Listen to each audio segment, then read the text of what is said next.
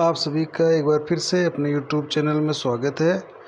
आज की इस वीडियो में हम चर्चा करने वाले हैं एक और महत्वपूर्ण टॉपिक है जिसका नाम है संलग्नता और पुनर्योजन। तो ये संलग्नता या पुनर्योजन क्या होता है, इसके बारे में अपन चर्चा करने वाले हैं। तो देखिए, संलग्नता और पुनर्योजन दोनों आपस में विपरीत शब्द है। इनका जो अर्थ होता है वो दोनों विपरीत होता है। संलग्नता जहाँ मेंडल का एक अपवाद है, संलग्नता क्या है? मेंडल का अपवाद। और ये जो पुनर्योजन होता है ये मेंडल का समर्थन करता है। तो संलग्नता का मतलब तो ये होगा कि इसमें जीन है वो पीढ़ी दर पीढ़ी साथ चलेगी और वो लक्षण भी है वो पीढ़ी दर पीढ़ी समान देखने को मिलेगा। और पुनर्योजन का मतलब है जीन है वो स्वतंत्र पूर्ण करती है जिससे कोई नया लक्षण अपन को देखने को मिलता है। तो इस दोनों को अपन चर्चा करने वाले हैं। तो देखिए, इसमें इसकी खोज कैसे हुई और इसको किस तरह से समझाया गया। तो इसकी खोज करने वाले साइंटिस्ट मॉर्गन थे। तो मॉर्गन ने देखिए किस तरह से इसको खोजा है। तो मॉर्गन ने अपन कह रहे थे कि जो गुणसूत्रीय सिद्धांत था आनुवंशिकता का, उसको ड्रोसोफिला पर इन्होंने अपने एक्सपेरिमेंट कर रहे थे। तो मॉर्गन ने ड्रोसोफिला जो फलमक्खी होती है उस पर कई द्विसंकरण प्रयोग किए। उदाहरण के लिए जैसे पीला शरीर और सफ़ेद आँखों वाली मक्खियों का संकरण भूरे शरीर और लाल आँखों वाली फलमक्खियों के साथ किया। तो उन्होंने इस तरह से इसका संकरण करवाया और F1 पीढ़ी में जो संततियाँ प्राप्त कर ली इन्होंने। अब इस F1 पीढ़ी में जो संततियाँ प्राप्त हुई, इन F1 पीढ़ी की संततियों को आपस में क्रॉस करवाया तो उन्होंने देखा कि ये दो जीन जोड़ी जो हम ऊपर देख रहे थे, पीला शरीर सफ़ेद आँख, भूरा शरीर और लाल आँख वाली जो जीन है, ये दोनों जोड़ी जीन है वो एक दूसरे से स्वतंत्र रूप से विसंयोजित नहीं हुई। मतलब इनका पृथक्करण है वो नहीं हुआ था। तो इस कारण से जो F2 पीढ़ी का जो अनुपात प्राप्त हुआ वो 9:3:1 प्राप्त न होकर इससे काफ़ी अलग प्राप्त हुआ। तो हालांकि अगर मेंडल के नियमानुसार होता तो ये इसका अनुपात 9:3:1 प्राप्त हो जाना चाहिए था, लेकिन ऐसा अनुपात में प्राप्त नहीं हुआ मॉर्गन को।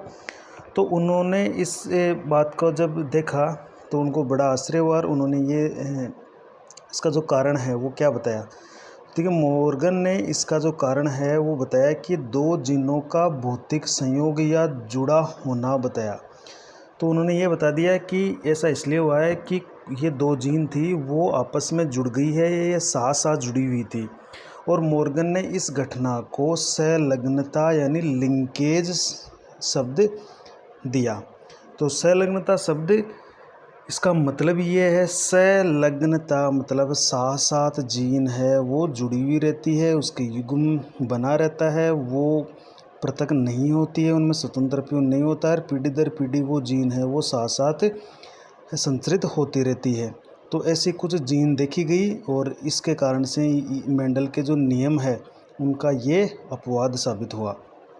तो अब पढ़ेंगे अपन ये जो संलग्नता है आखिर ये होती क्या है। तो देखिए, जीनों के साथ साथ रहने की प्रवृत्ति तथा इन जीनों का एक पीढ़ी से दूसरी पीढ़ी में एक साथ स्थानांतरित होने को संलग्नता लिंकेज कहते हैं। तो जीनों के साथ साथ रहने की प्रवृत्ति पाई जाती है, सभी जीनों में न होकर कुछ जीनों में होती है। तो जो कुछ जीन होती है उनमें साथ साथ रहने की प्रवृत्ति होती है और ये जो जीन होती है जीन ये पीढ़ी दर पीढ़ी एक साथ संचरित होती है, उनका स्थानांतरण एक साथ होता है। तो इस परिघटना को संलग्नता कहते हैं और ऐसे जीनों को संलग्न जीन कहते हैं। तो ये मेंडल के बाद में खोजी गई, इसलिए मेंडल का अपवाद था, क्योंकि मेंडल जब अपने प्रयोग कर रहे थे तो उन्होंने संलग्नता नहीं देखी थी। अगर संलग्नता होती उस टाइम उनके जीनों में हैं जो साथ जोड़ी उन्होंने लक्षण लिए थे तो शायद उनका परिणाम भी कुछ उनको अलग प्राप्त होता, लेकिन उस टाइम में संलग्नता उनके सामने नहीं आई थी। लेकिन जब मॉर्गन अपना प्रयोग कर रहे थे ड्रोसोफिला पर तो ये बात सामने आई कि कुछ जीन होती है जो साथ साथ बनी रहती है और पीढ़ी दर पीढ़ी भी साथ साथ चलती है, उनमें स्वतंत्र प्यून नहीं होता है। तो ऐसे जीनों को हम कह रहे हैं संलग्न जीन और इस घटना को अपन कह रहे हैं संलग्नता। और जो ये संलग्नता शब्द है सबसे पहले मॉर्गन के द्वारा दिया गया था। देखिए अब संलग्नता की इसकी विशेषता क्या है। तो संलग्न जीन एक पीढ़ी से दूसरी पीढ़ी में साथ साथ स्थानांतरित होते हैं, संचरित होते हैं। संलग्न जीन एक ही गुणसूत्र पर स्थित होते हैं, ये भी बहुत इंपॉर्टेंट बात। जैसे मान लीजिए एक गुणसूत्र है और उसके ऊपर जैसे कोई ए और बी जीन है, तो ये संलग्न जीन है, इनके आपस में दूरी बहुत कम है, तो ये हमेशा साथ साथ चलती रहेगी पीढ़ी दर पीढ़ी। तो जो संलग्न जीन होती है वो अलग अलग गुणसूत्रों पर नहीं होती है, वो एक ही गुणसूत्र पर होगी तभी वो संलग्नता दर्शाती है। तो इसकी एक इम्पोर्टेंट विशेषता ये भी है कि संलग्न जो जीन होती है वो एक ही गुणसूत्र पर स्थित होती है।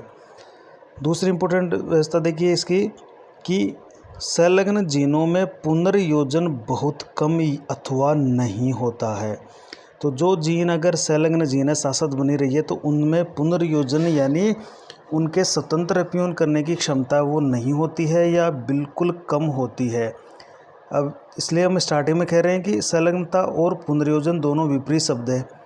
एक जो संलग्नता शब्द है वो जीनों के साथ साथ रहने को दिखाता है, तो पुनर्योजन जीनों में स्वतंत्र अप्यून को दर्शाता है, यानी उनके पृथक्करण को दर्शाता है। तो कहने का मतलब है अगर संलग्नता बढ़ती है तो पुनर्योजन कम होता है, संलग्नता कम होती है तो पुनर्योजन बढ़ता है। या ऐसा कह सकते हैं कि पुनर्योजन अगर बढ़ता है तो निश्चित है कि संलग्नता कम थी, और पुनर्योजन कम होता है तो इसका मतलब है उन जीनों में संलग्नता अधिक थी। तो दोनों आपस में विपरीत अर्थ लिए हुए हैं दोनों शब्द। जैसे हम एक उदाहरण देखते हैं इसका कि पीला शरीर और सफ़ेद आँख, इनके बीच जब संकरण करवाया गया तो जो जनक थे, जनक का मतलब है पीला शरीर और सफ़ेद आँख वाले जीन, तो इन जनक की आवृत्ति थी वो 98.7% थी, जबकि पुनर्योजन आवृत्ति मात्र 1.3% थी। मतलब इनमें जो 98.7 है वो तो जनकों की तरह आ गए, और जो पुनर्योजन आवृत्ति थी जो जिसमें अलग लक्षण आने थे, जिन्होंने स्वतंत्र अप्यून किया है, उनकी आवृत्ति मात्र 1.3% थी। तो कहने का मतलब है 98.7 जो जनक की आवृत्ति वाले जीन थे, इसका मतलब है जैसे जैसे उसके जनक में लक्षण थे वैसे उसकी पीढ़ी में आ गए। तो कहने का मतलब है इन 98% ये संलग्नता वाली जीनें हैं, अर्थात पीली व सफ़ेद जीन की जोड़ी में संलग्नता बहुत अधिक होती है। क्यों होती है? क्योंकि इनमें 98.7% जनकीय आवृत्ति हो जाती है, यानी अपने जनक के समान लक्षण अगली पीढ़ी में प्रकट हो जाते हैं। और ये तब होगा जब कोई जीन है वो स्वतंत्र अप्यून नहीं करेगी और वैसे की वैसी साथ साथ आकर अगली पीढ़ी में पहुंच जाएगी। और पुनर्योजन मात्र 1.3% था कि बहुत कम उन जीनों में स्वतंत्र अप्यून हुआ था। तो ऐसा है कि इसमें पीली और सफ़ेद जीन ये दिखाता है कि इनमें संलग्नता बहुत अधिक होती है। नेक्स्ट इसका एक उदाहरण पढ़ लेते हैं। देखो कि जबकि इसी का एक जीन है जैसे सफ़ेद आँख और लघु पंख, एक जो ड्रोसोफिला थी सफ़ेद आँख और लघु पंख यानी छोटे पंख वाले जो जीन थी, उसका निर्धारण करने वाली जीन के बीच में उसकी जो वंशागति का अध्ययन किया गया, तो वंशागति के दौरान जनकीय आवृत्ति 62.8% थी और पुनर्योजन आवृत्ति 37.2% थी। कब? जब सफ़ेद आँख और लघु पंख जीन के बीच में क्रॉस करवाया गया या वंशागति का अध्ययन किया गया। तो यहाँ पर ये देखने पर पता चलता है कि यहाँ पर पुनर्योजन आवृत्ति बढ़ रही है, अर्थात तो इन जीनों में संलग्नता कम थी, और संलग्नता कम होने पर पुनर्योजन आवृत्ति यानी रिकॉम्बिनेशन जो होता है, फ्रीक्वेंसी ऑफ रिकॉम्बिनेशन वो बढ़ जाता है।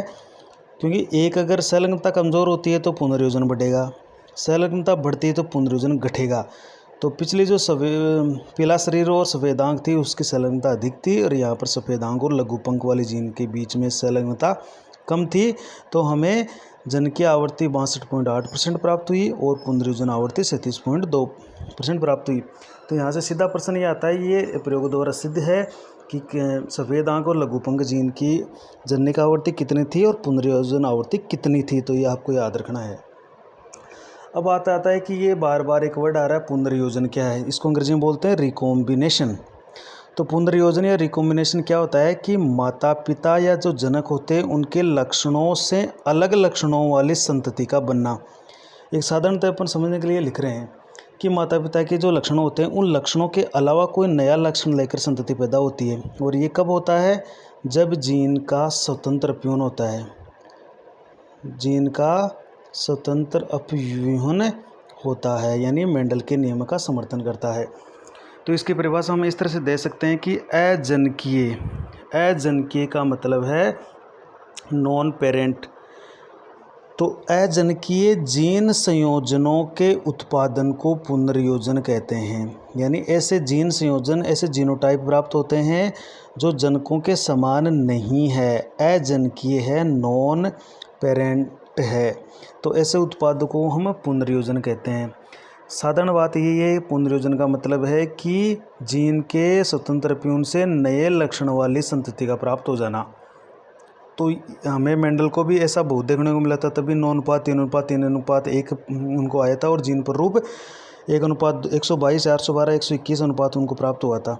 तो ये पुनर्योजन का परिणाम था। तो इसका अर्थ तो ये हो गया कि जनकों के लक्षणों से हटकर नए जीन संयोजनों से नए लक्षणों युक्त संतति का निर्माण होना ही पुनर्योजन कहलाता है। और पुनर्योजन जब होता है तो नए लक्षण आते हैं, नई संतति पैदा होती है, नया जीव उत्पन्न होता है। अब यहाँ पर हमने ये लिखा है कि जीनों के बीच संलग्नता कमज़ोर होने पर पुनर्योजन बढ़ता है और संलग्नता मजबूत होने पर पुनर्योजन कम होता है। तो ये हम देख रहे हैं कि जैसे ये कोई गुणसूत्र है, इसके ऊपर कोई जीन है ए और बी, इनके बीच में दूरी जितनी कम होगी उतनी संलग्नता ज़्यादा होगी और पुनर्योजन उतना ही कम होगा। लेकिन अगर यहाँ पर इन जीनों के बीच में दूरी ज़्यादा है तो यहाँ पर संलग्नता कमज़ोर होती है और पुनर्योजन बढ़ता है। तो जब जीनों के बीच में दूरी ज़्यादा हो जाती है तो पुनर्योजन बढ़ता है, संलग्नता कमज़ोर होती है। जीनों के बीच में जो दूरी जितनी कम होगी उतनी ही संलग्नता मजबूत होती है, ज़्यादा होती है और जीनों का पीढ़ी दर पीढ़ी संचरण ज़्यादा होता है। अब बात आती है कि पुनर्योजन का कारण क्या है। तो देखिए, पुनर्योजन का प्रमुख कारण है जीन विनिमय, जिसको अपन क्रॉसिंग ओवर भी कहते हैं। ये जीन विनिमय कब होता है? ये जीन विनिमय देखिए अर्धसूत्री विभाजन फर्स्ट जो होता है, 2 अर्धसूत्री विभाजन होते हैं, फर्स्ट और सेकंड। इसकी अवस्था होती है प्रोफेज फर्स्ट और प्रोफेज फर्स्ट की उपअवस्था है पेकाइटिना उपअवस्था। तो अर्धसूत्री विभाजन फर्स्ट की प्रोफेज फर्स्ट की पेकाइटिन उप अवस्था के समजात गुणसूत्रों के जोड़े में अभगिनी अर्ध गुणसूत्र, जिसको नॉन सिस्टर क्रोमेटिड्स भी कहते हैं, के बीच गुणसूत्रीय खंडों का आदान प्रदान होने की प्रक्रिया को जीन विनिमय कहते हैं।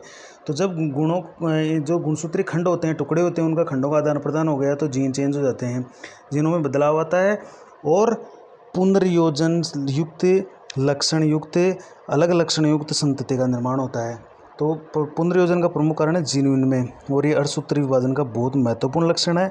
इससे नई नई संतति या नए लक्षणों युक्त संतति प्राप्त होती है। अब जैसे पुनर्योजन को हमने समझा रखा है, जैसे ये एक जोड़ी गुणसूत्र है, समजात गुणसूत्र है।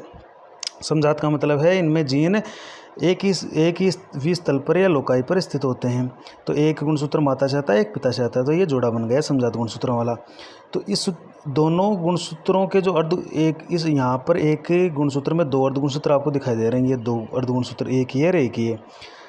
तो एक गुणसूत्र के दोनों क्रोमेटिड तो कहलाते हैं सिस्टर क्रोमेटिड, और दोनों गुणसूत्रों के विपरीत, यानी इसका एक तो इसका हो गया ब्लैक कलर का और एक ब्लू कलर का, तो ये दोनों आपस में कहलाते हैं नॉन सिस्टर क्रोमेटिड, या हिंदी में कहते हैं इसको अभिगिनी। ये सिस्टर नहीं है, दोनों आपस में नॉन सिस्टर है।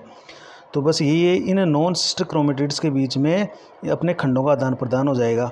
तो यहाँ पर अपन देखेंगे कि जैसे ये अभी इनका खंडों का आदान प्रदान हो चुका है, इसी के ऊपर इसके खंड आ चुके हैं और इसके ऊपर इस गुणसूत्र पर इसके खंड जा चुके हैं। तो यहाँ पर ये जीन विनिमय क्रॉसिंग ओवर हो चुका है। तो यहाँ पर देखने को मिलता है जो संतति पैदा होगी वो अलग लक्षणों वाली पैदा होती है। तो पुनर्योजन का प्रमुख कारण जीन विनिमय है। पुनर्योजन का सीधा सा उत्तर है जीन विनिमय या क्रॉसिंग ओवर। अब नेक्स्ट इसके अंदर देख लेते हैं अपन पुनर्योजन आवृत्ति क्या है। तो कहने का मतलब अगर पुनर्योजन संतति कितनी प्राप्त होती है तो हमें पुनर्योजन आवृत्ति ज्ञात करनी है, फ्रीक्वेंसी ऑफ रिकॉम्बिनेशन, यानी कितनी संततियाँ अपन को प्राप्त हुई पुनर्योजी। तो हम उसका सूत्र निकाल लेंगे कि पुनर्योजन संतति की संख्या कितनी आई और टोटल संततियाँ कितनी अपन को प्राप्त हुई। तो टोटल संततियों का पुनर्योजन संततियों में भाग देकर उसको 100 से गुणा कर देंगे। तो परसेंटेज के अंदर आ जाती है हमारी फ्रीक्वेंसी ऑफ रिकॉम्बिनेशन या पुनर्योजन आवृत्ति। मान लीजिए 2 संततियाँ पुनर्योजन प्राप्त हुई और 16 टोटल थी, तो हम कर देंगे 2/16 इंटू 100। जैसे 16 में से 2 संततियाँ हैं वो पुनर्योजी प्राप्त हुई, तो हम इसको कह देंगे कि 2/16 इंटू 100 ये हमें पुनर्योजन संततियाँ प्राप्त हो चुकी है। इसको अपन सोल्व कर लेंगे। देखिए, मॉर्गन का शिष्य थे अल्फ्रेड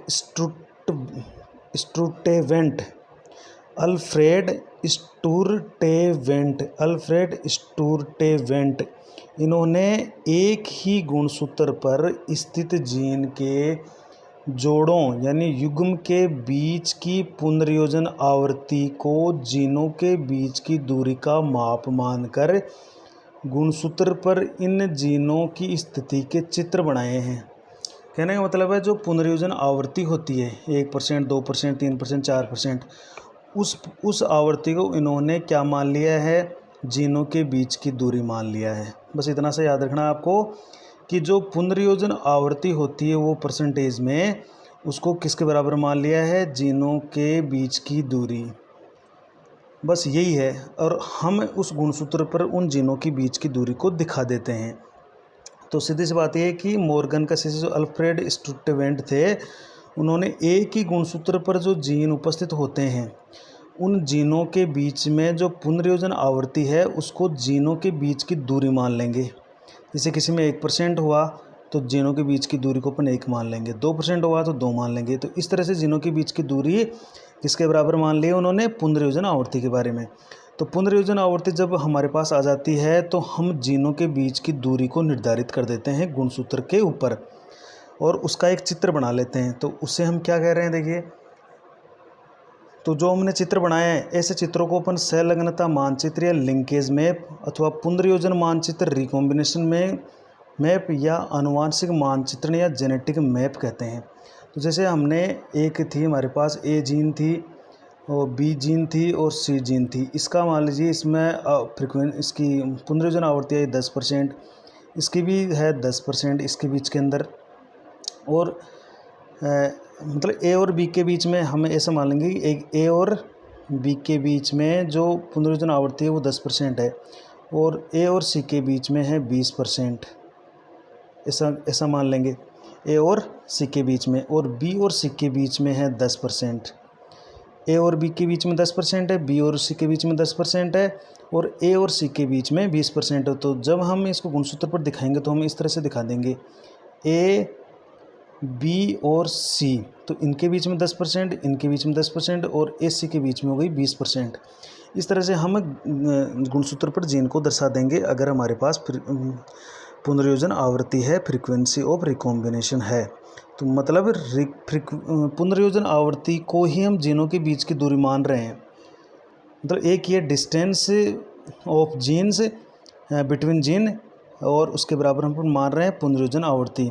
तो जब पुनर्योजन आवृत्ति कैसे ज्ञात करेंगे उसका हमने ऊपर सूत्र लिखा है कि टोटल पुनर्योजन संतति की संख्या को कुल संततियों से भाग देंगे और गुणा 100 कर देंगे, तो हमारे पास पुनर्योजन आवृत्ति आ जाएगी। क्योंकि जब हम जीनोटाइप देखेंगे तो हमें पता चल जाता है कि कितनी पुनर्योजन संततियाँ प्राप्त हुई, उसमें टोटल संततियों को भाग देकर 100 से गुणा करेंगे तो हमारे पास पुनर्योजन आवृत्ति प्राप्त हो जाएगी। अब जब हमारे पास आवृत्तियाँ प्राप्त हो जाएगी तो हम गुणसूत्र पर उन जीनों को रिप्रेजेंट कर सकते हैं, उनका चित्र बना सकते हैं आसानी से। तो यही है संलग्नता मानचित्र या रिकॉम्बिनेशन मैप। देखिए, संलग्नता मानचित्र गुणसूत्र पर उपस्थित जीन का रेखा चित्र होता है जिसमें जीनों के बीच की सापेक्षिक दूरी व जीनों की स्थिति की जानकारी प्राप्त होती है। तो ये है, हमें इससे क्या क्या पता चल जाएगा कि ये गुणसूत्र है, इस पर कौन कौन सी जीन उपस्थित है और उनके बीच की दूरी कितनी है, ये हमें पता चल जाता है इस संलग्नता मानचित्र से। ऐसे मानचित्र में 1%, देखिए ये इम्पोर्टेंट बात है, 1% जो पुनर्योजन आवृत्ति होती है उसको एक मानचित्र इकाई यानी मैप यूनिट के रूप में काम में लिया जाता है। मतलब 1% पुनर्योजन आवृत्ति को हम किसके बराबर काम में ले रहे हैं, एक मैप यूनिट, यानी 1% पुनर्योजन आवर्ती जो है बराबर 1 मेप यूनिट के बराबर हो गई है। तो 1% पुनर्योजन आवर्ती को हम एक मानचित्र इकाई के रूप में काम में ले लेंगे। प्रयुक्त किया जाता है जिसे मॉर्गन के नाम पर सेंटीमॉर्गन यानी सेंटीमॉर्गन और शॉर्ट में इसको सीएम कहते हैं। यहाँ सीएम सेंटीमीटर नहीं है, यहाँ पर ये सीएम है सेंटीमॉर्गन। तो मॉर्गन के सम्मान के पर इसका नाम सेंटीमॉर्गन रखा गया है और सेंटीमॉर्गन का मतलब है 1% पुनर्योजन आवर्ती बराबर 1 मेप यूनिट या 1 सेंटीमॉर्गन। या हम ये भी कह सकते हैं कि 1 सेंटीमॉर्गन बराबर 1% पुनर्योजन आवर्ती।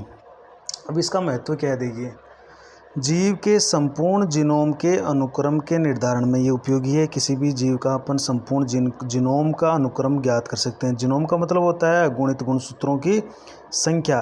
तो उन गुणसूत्रों पर कितने जीन हैं, उनके बीच की दूरी कितनी है, वो सारा हम इस मानचित्र के आधार पर तैयार कर सकते हैं, निर्धारण कर सकते हैं। और इसी तरह से जो मानव जीनोम अनुक्रमण है उसको भी हम पूरी तरह से तैयार करते हैं और उसमें पर मदद लेते हैं इस संलग्नता मानचित्र की। तो मानव जीनोम अनुक्रमण परियोजना में भी ये उपयोगी है और किसी जीव का हम संपूर्ण अनुक्रम ज्ञात करें उसमें भी ये उपयोगी है। तो कहने का मतलब है संलग्नता और पुनर्योजन। तो जैसे मान लीजिए एक उदाहरण आपको और देके समझाते हैं। मान लीजिए एक ये गुणसूत्र है, इस पर एक जीन है P, Q, R और S। तो देखिए यहाँ पर आप देख रहे हो P, Q के बीच में दूरी बहुत कम है जबकि R और S के बीच में दूरी बहुत ज़्यादा है। तो P, Q के बीच में दूरी जितनी कम होगी संलग्नता उतनी ज़्यादा होगी और R, S के बीच में दूरी ज़्यादा है, इसका मतलब इनमें संलग्नता कमज़ोर होगी और पुनर्योजन ज़्यादा होगा।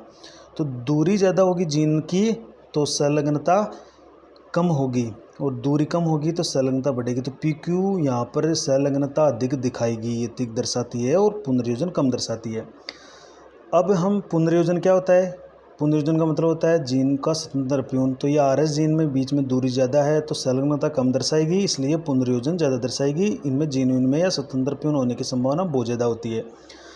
इसी तरह से जैसे अभी बताया आपको पुनर्योजन आवृत्ति क्या होती है या अपन ये मैप कैसे बनाएं। तो मान लीजिए एक गुणसूत्र है, ये गुणसूत्र है, इस पर जीन है X, Y, Z। X और Y के बीच में, X और Y के बीच में है 20% पुनरावृत्ति। अपने मान लो ये आवर्ती मान लेते हैं पुनर्योजन आवर्ती।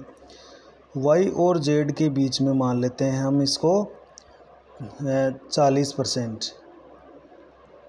Y और Z के बीच में मान लेते हैं 40% और X और Z के बीच में मान लेते हैं 20%।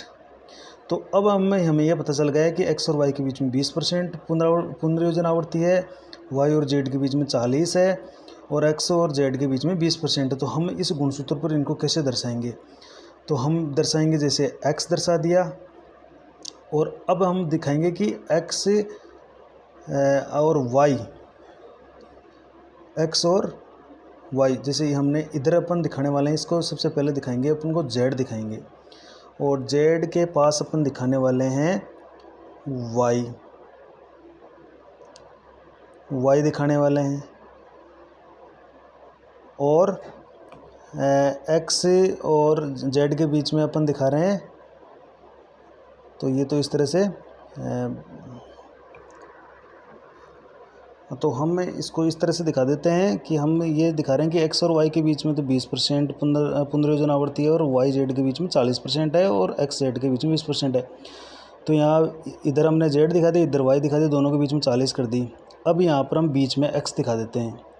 तो यहाँ पर ये दिखा रहा है कि Z और X के बीच में यहाँ पर 20% हो गया और X और Y के बीच में फिर से 20% हो गया और यहाँ पर Z और Y के बीच में कितनी दूरी हो गई, 40%, यानी 40% पुनर्योजन आवर्ती के साथ। तो यहाँ हम इस XY Z को जीनों को कैसे दिखाएंगे, ZXY। इस तरह से अपन इसका एक नक्शा बना लेंगे या इसको रिप्रेजेंट कर देते हैं। तो हमारे पास अगर पुनर्योजन आवर्ती है तो पुनर्योजन आवर्ती को हम जीनों के बीच की दूरी मानकर उस गुणसूत्र पर जीनों को निर्धारित कर सकते हैं, उनके बीच की दूरी को निर्धारित कर सकते हैं। बस यही है संलग्नता मानचित्र।